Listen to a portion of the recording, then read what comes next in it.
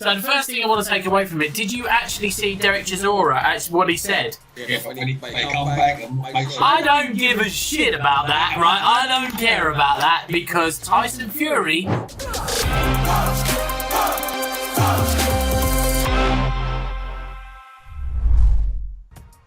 Okay, guys, welcome back to another live episode of No F's Given. My good pal Max, how you doing, buddy? Yeah, I'm all good.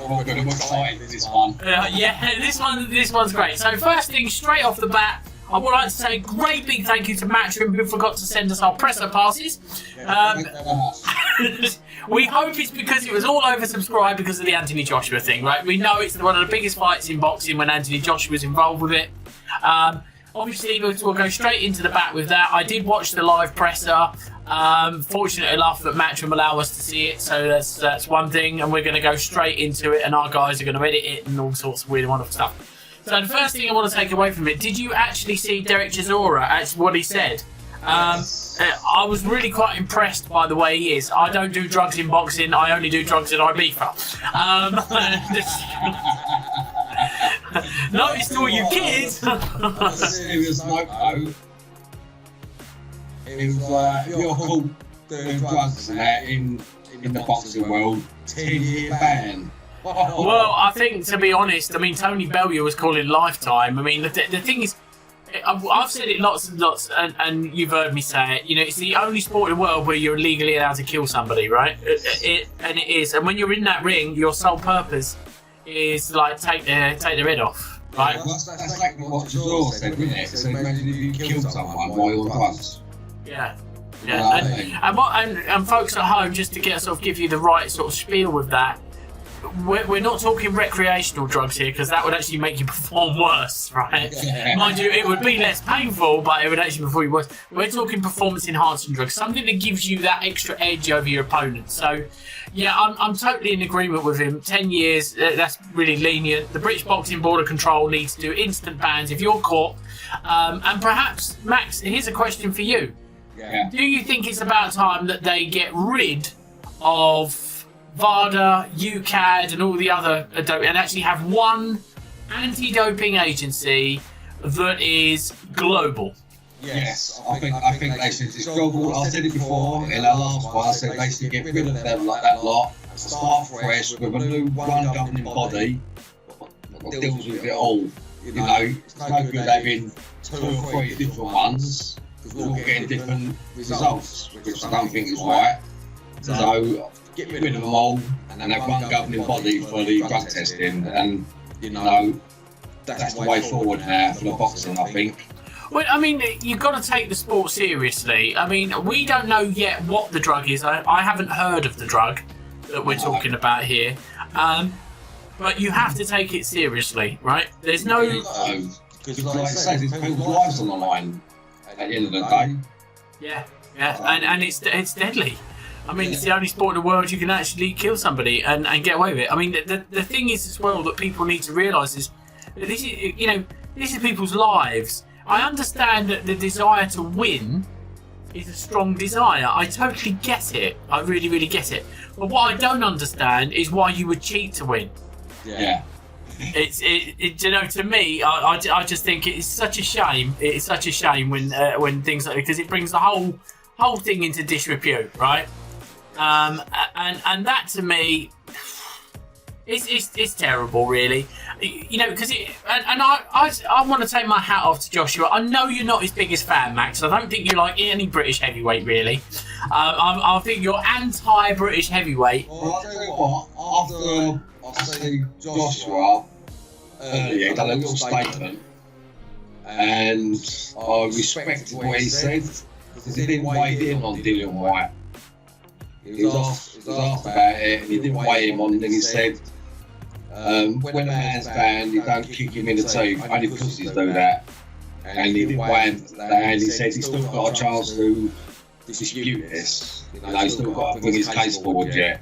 So, for that reason, I thought that was quite decent of Joshua. What I found decent of Joshua, it could have cost him my fight, could have cost me millions, but he never. He was quite respectful towards Dillian. Well, I think the other thing is as well is you've got a lot of people around Dillian. He has, and he's now going to be asking questions of every single person that sat around him. You know, this is a conversation we've had with Connor, right? When he was talking to me about it, I said it must make you question everybody around you if you're innocent in this. Yeah. And a lot of time these fighters are, except the Jarrell Miller case, you know, he's deliberately injecting steroids. You know, they're innocent in it. You know, they're taking these supplements, they're taking these powders, whey proteins. I mean, you're taking the whey protein and stuff like that. You don't really know what's in it, you're just taking it. Put them down, Mighty Mouse. But do you know what I mean? So a lot of these fighters trust the strength and conditioning coaches. I won't use the acronyms and stuff. Well, look where we was at your pool a couple of months ago when we seen what the fighters. I think it was on Howard Butt's debut. Yeah. The fighter was just given a drink that from his trainer or manager or whoever it was, and he was drinking it. He didn't know what was in it. He was just drinking it. It's the trust, isn't it? I mean, we know the trainer, right? So we know Bill Whitrod, and we know he's up there. I mean, we went. It wasn't Howard Butt. It was another fighter. It wasn't Bill on that one. It was another fighter. Yeah, no, but the same process. So where Bill went and got drinks, went and got waters, said to us, "Oh, do you want a drink?" He did, brought waters in.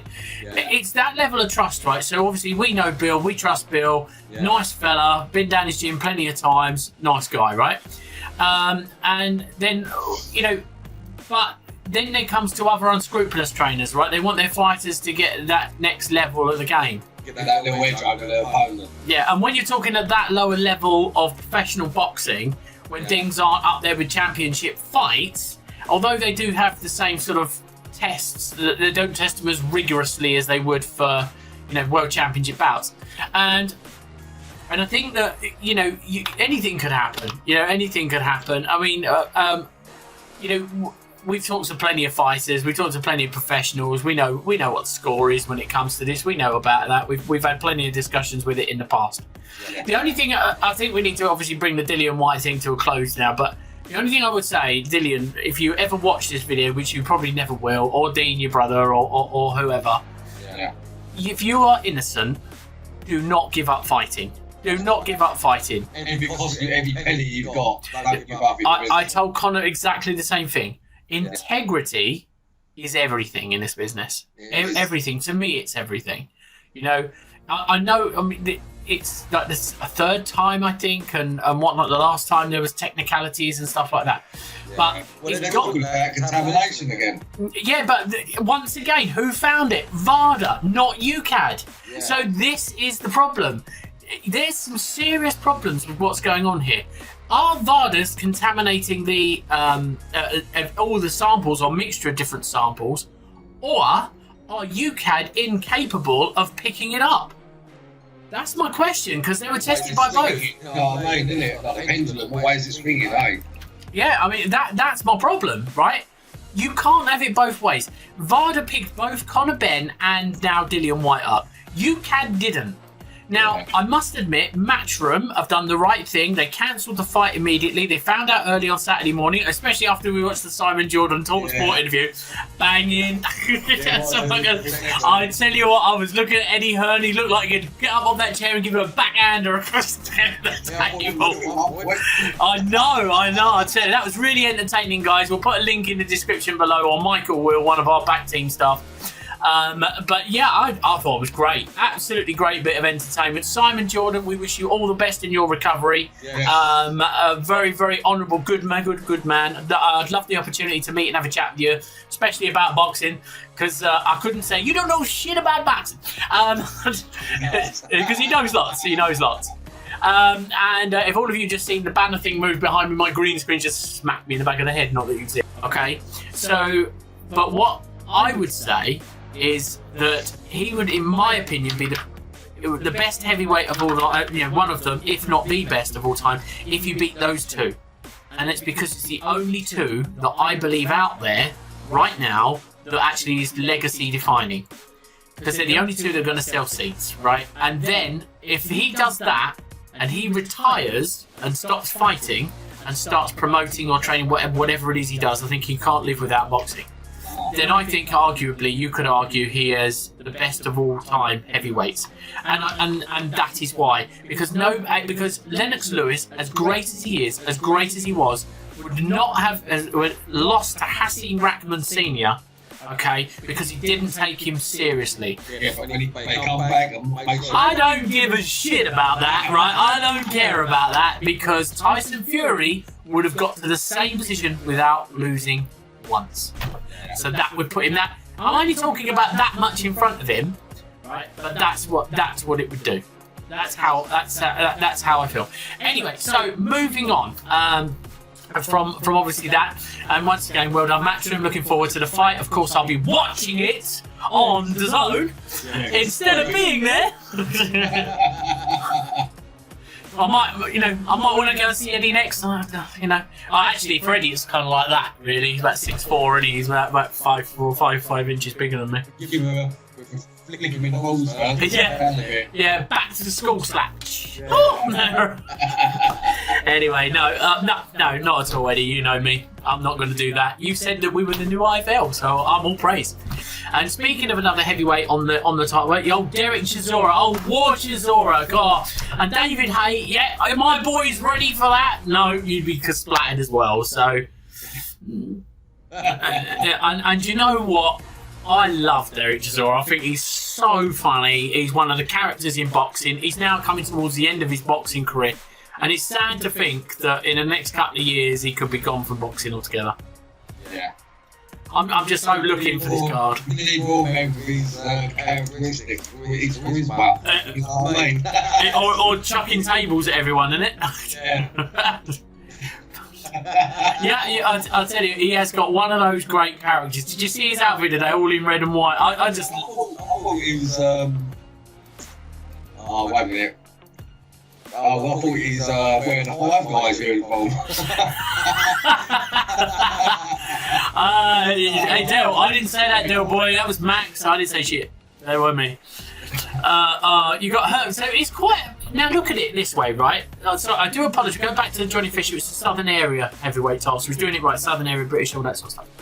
So there is an awful lot of heavyweights on this stuff. You know, you've got Joshua Helenius, Hrgovic McKean, Fisher Armstrong, and Chisora Washington, right? Also on the card, Campbell Hatton. So he was thrust into the limelight. So we spent about a little bit longer than that.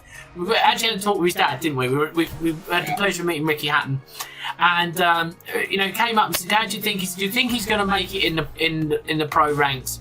And he says, "Listen, I hope so. I think he's got the talent, but if he doesn't, it won't be for the want of trying." And he's actually looking a bit more spiteful. And there is a younger Hatton brother coming through, a younger Hatton family member coming through as well.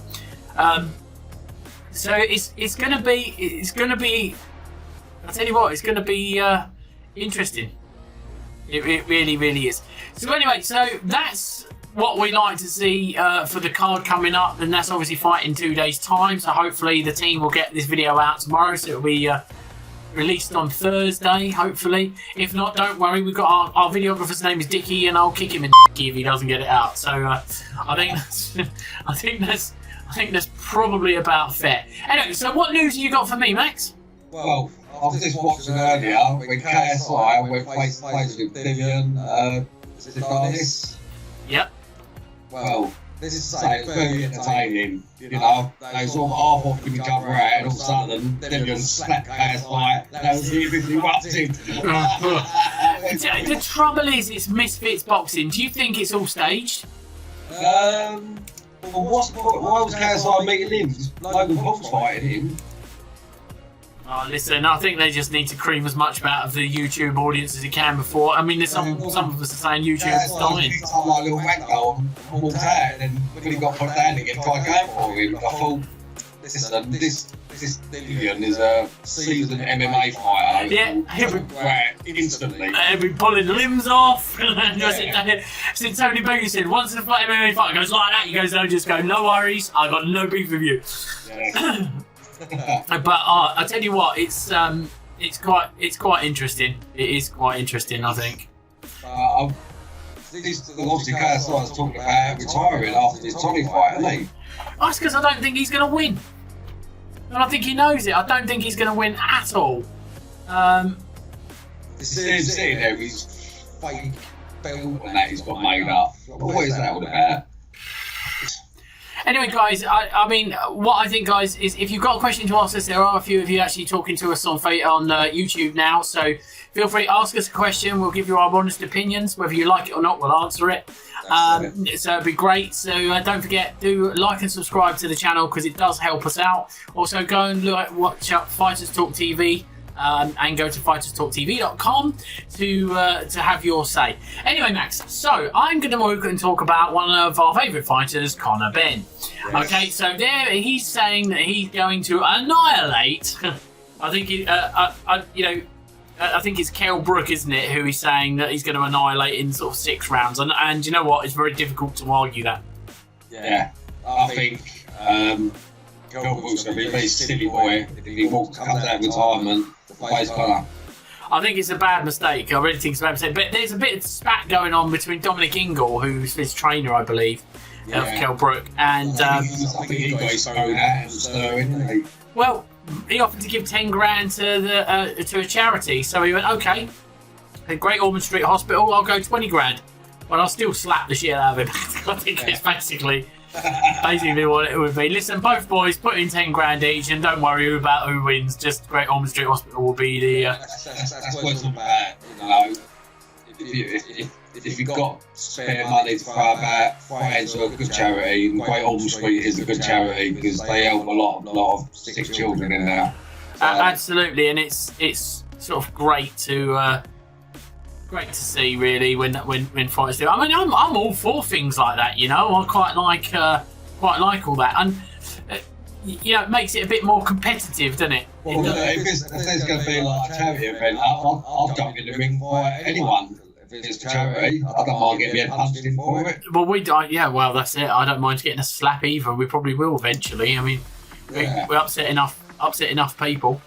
But it's going to be interesting. It really is going to be interesting. So next week when we come back and we'll obviously be talking about the fight results from what we've just had, as it were. One thing I want to say before we go: big shout out to Alex Krasuk and Alexander Usyk for inviting us over to the training camp. Very sorry, guys, we couldn't actually make it to you because my son's autistic. I mean, most of the world knows that. I think he's disabled, and he's going on his first ever plane ride to see if I can start taking him around the world because I travel a lot.